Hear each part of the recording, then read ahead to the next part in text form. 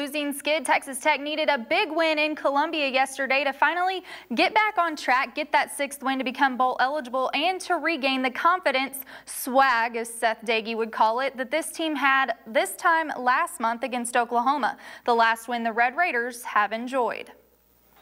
And for 58 minutes yesterday, it looked like the Red Raiders were well on their way to accomplishing each of those goals, racing out to a 14-0 lead in the first quarter. Mizzou tried to close the gap several times, but Dagey and company continued to respond, like with this touchdown drive, ending in Darren Moore's hands to put Tech up 27-17 heading into the fourth quarter.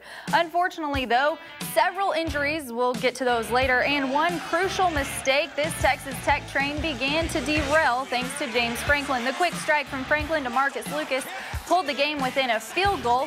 Then the quarterback in black and gold took over. That 10-yard scamper gave Missouri its first lead of the entire game with just over 2 minutes remaining in regulation. Plenty of time for the high-octane Tech offense to go to work, and they did. No doubt in their minds, but inside the 10, disaster struck. Dagey's pass is tipped and intercepted, handing the Tigers bowl eligibility and sending the Red Raiders home shocked and in disbelief. Sometimes things aren't fair. You know, it's just, that's what life's about. Man, our guys played their tails off. We had guys had to come in and play for injured players, and we led all the game except for a couple of minutes, and then we just, you know, just wasn't meant to be tonight. At that last drive, you know, if you ask anybody on this team, we knew we were going to win that game, and it's just one of those things. The ball didn't bounce your way.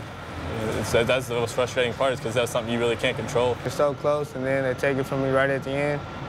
We just needed one stop. We were one stop away and one score away, and they just, I mean, give them the credit. They got the win, but, you know, this is a tough one for us. I'm proud of the players. They played hard. They practiced well all week, and, you know, sometimes, you know, it just doesn't go your way when you think it should. But we played like, you know, we're capable of playing. I mean, I felt like we played pretty good today, and it's just one of those things that didn't end up going our way. But we still have one game left, and we got a one-game season, and we got to learn from this and battle all week and get this 6th win. That Green Gator right there got plenty of work to and from the locker room. Injuries. Tommy Tuberville just thought his Red Raiders had seen their fair share leading up to the Missouri game. But the first drive of the game, Seth Dagey's favorite target during conference play, wide receiver Alex Torres went down clutching his right knee. The newly crowned punt returner, filling in for injured Austin Zuzalik, was placed in a stabilizer and did not return. Same story with offensive guard Lonnie Edwards and freshman running back DeAndre Washington. All are said to be questionable for the Baylor game with diagnosed knee sprains. Senior running back Aaron Crawford also suffered an ankle injury. However, he did return to action late in the second half with a noticeable limp. I never seen anything like it. You know, we had 3 bad knee injuries and a couple of ankle injuries, and, you know, we didn't have a punt returner or a kick returner after the first quarter, and that put us in a tailspin. You know, injuries happened in this game, but, you know, we were told that this turf was pretty tough, and it was pretty tough. Y'all went out there and watched it.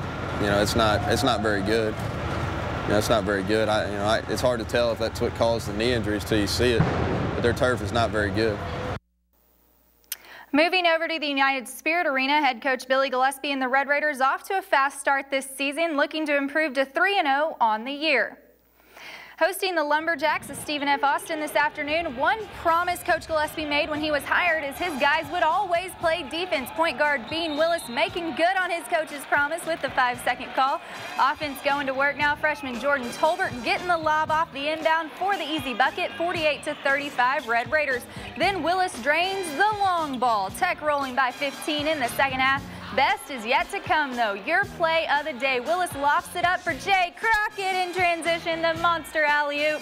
Fans are loving it. Crockett finished with 13 off the bench, while Ty Nurse led all scorers with 14 points in the win. Willis and Tolbert rounding out the scoring for Coach Gillispie with 10 and 12 points apiece. Texas Tech improves to 3-0 on the year with the 66-54 victory.